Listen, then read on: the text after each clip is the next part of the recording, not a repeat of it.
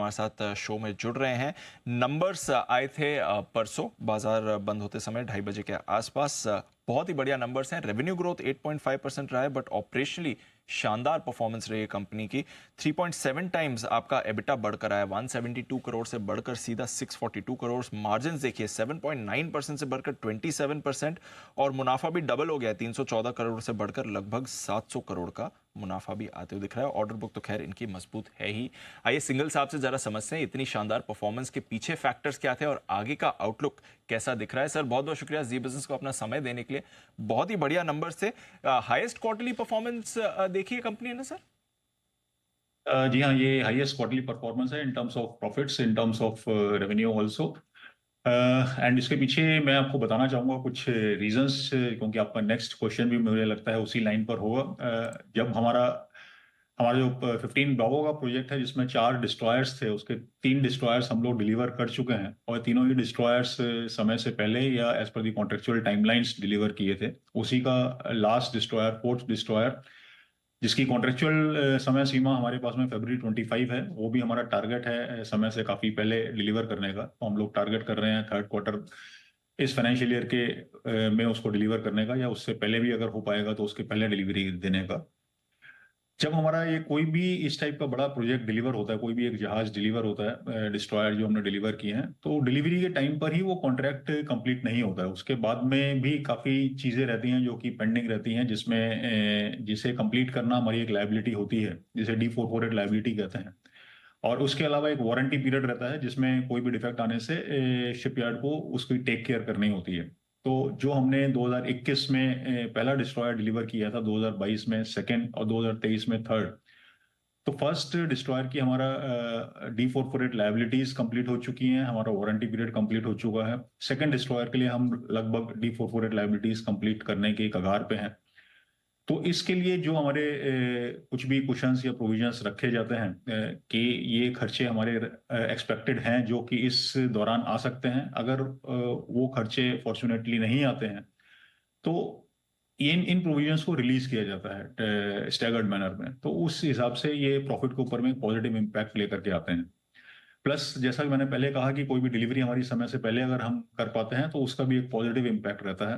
तो जो fourth destroyer भी हम लोग टारगेट कर रहे हैं कि हम समय से पहले इसको डिलीवर करें, तो उसका भी एक पॉजिटिव इम्पैक्ट जैसे जैसे डिलीवरी होगी वो देखने के लिए मिलेगा। इसके अलावा जो हमारा दूसरा प्रोजेक्ट है 17 अल्फा, जिसमें 4 फ्रिगेट्स हैं, उसका भी डिलीवरी अभी मैच्योर होने वाला है। तो उसकी जो फर्स्ट डिलीवरी है हम लोग टारगेट कर रहे हैं। इस टाइप के सभी प्लेटफॉर्म्स में काफी बड़ा चैलेंज रहता है, और फर्स्ट ऑफ द क्लास रहने से ये चैलेंज ज्यादा बड़ा होता है। तो फ्रिगेट का जो हमारा पहला फ्रिगेट हम लोग टारगेट कर रहे हैं थर्ड क्वार्टर या उससे पहले डिलीवर करने का। अगर ऐसा होता है तो ये भी एक समयबद्ध डिलीवरी होगी, जिसका भी इम्पैक्ट एक पॉजिटिव रहेगा। एंड ओवरऑल अगर मैं देखता हूँ आज की डेट में जो हमारा फ्रिगेट का जो प्रोजेक्ट चल रहा है, वो एक अच्छे पेस पर चल रहा है। तो मेरे उम्मीद है कि आगे के जो हमारे दूसरे भी सेकंड थर्ड फोर्थ फ्रिगेट भी जो है, वो समय से या समय के पहले हम लोग डिलीवर कर पाएंगे। तो ये तो कुछ रीजंस हैं जिसका प्रॉफिट के ऊपर में पॉजिटिव इम्पैक्ट आता है। Understood sir, understood. Thank you. आपने पूरी डिटेल में समझाया कि क्यों एग्जैक्टली इतना बड़ा उछाल आया, और डिलीवरी टाइमलाइन से लिंक्ड कुछ फायदे भी हुए हैं जो इस बार नंबर्स में रिफ्लेक्ट कर रहे हैं। सर ऑर्डर बुक किस तरह की है फिलहाल? इन पर एग्जीक्यूशन टाइमलाइन क्या है? एंड खबरें भी चल रही हैं कि नेवी की तरफ से कुछ और बड़े ऑर्डर्स आने की तैयारी में है, कुछ फाइनल स्टेजेस में ये ऑर्डर्स हैं। जरा इस पर भी अगर कुछ अपडेट हो तो वो भी दें सर। अगर 30 जून की बात करें तो 30 जून में हमारा ऑर्डर बुक लगभग 36,800 करोड़ का है। और अगर आज की डेट में बात करते हैं तो रफली ये 40,000 से ज्यादा का ऑर्डर बुक है। 40,400 करोड़ के आसपास का हमारा ऑर्डर बुक है।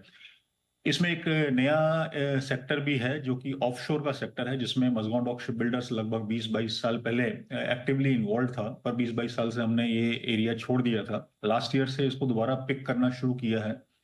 लास्ट ईयर दिसंबर में हमको ओएनजीसी से एक ऑर्डर मिला था लगभग 1100 1150 करोड़ का, अंडर सी पाइपलाइन लेइंग का। एंड उसी श्रृंखला में आगे बढ़ते हुए अभी हमको रिसेंटली एक और ऑर्डर मिला है लगभग 4600 करोड़ का, जो कि ऑफशोर का and under C pipeline laying का है। तो ये भी एक डाइवर्सिफिकेशन का एरिया है, जिसमें मजगांव डॉक शिप बिल्डर्स का एक फोकस एरिया रहेगा।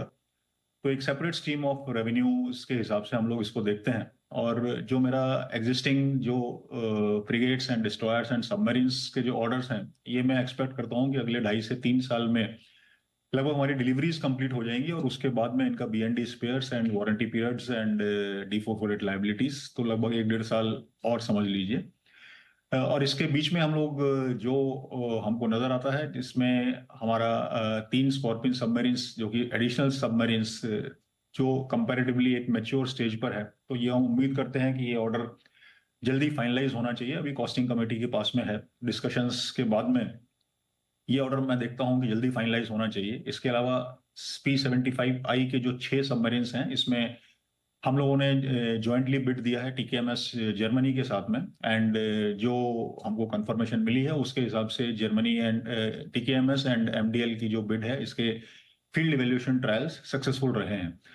तो आगे बढ़ते हुए मैं उम्मीद करता हूं इस ऑर्डर को लेकर के भी हम लोग काफी पॉजिटिव हैं। इसके अलावा कुछ शिप बिल्डिंग में कुछ बड़े ऑर्डर्स जिनके ऊपर हमारी नजर है, वो है 17 ब्रावो के फ्रिगेट्स, जिसमें 7 या 8 फ्रिगेट्स की बात हो रही है। अगर उसको डिवाइड भी करते हैं तो लगभग 4 फ्रिगेट्स में Mazagon dock ship builders interested रहेगा। एंड नेक्स्ट जनरेशन डिस्ट्रॉयर्स, तो ये जब आगे बढ़ेंगे, मे बी 1-2 साल में इसके ऊपर में क्लैरिटी रहेगी। तो ये भी कुछ हाई वैल्यू ऑर्डर्स हैं। इसके अलावा जिसमें हम रिसेंटली पार्टिसिपेट कर रहे हैं, इसमें नेक्स्ट जनरेशन कॉर्वेट्स है, जिसका प्राइस बिड हम लोग सबमिट करने जा रहे हैं अगले हफ्ते तक। कोशिश में है कि इसकी प्राइस बिड सबमिट की जाए।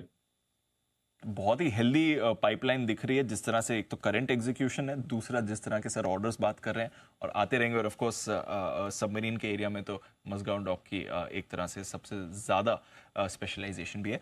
सर जितने भी अभी ये रिसेंट थोड़े ग्लोबल डिसरप्शंस चल रहे हैं, आपकी सप्लाई चेन में कोई असर आया है या मैनेजेबल है? कोई परेशानी आ रही है एग्जीक्यूशन रिलेटेड, या आपकी तरफ से बिजनेस एज यूजुअल है सर?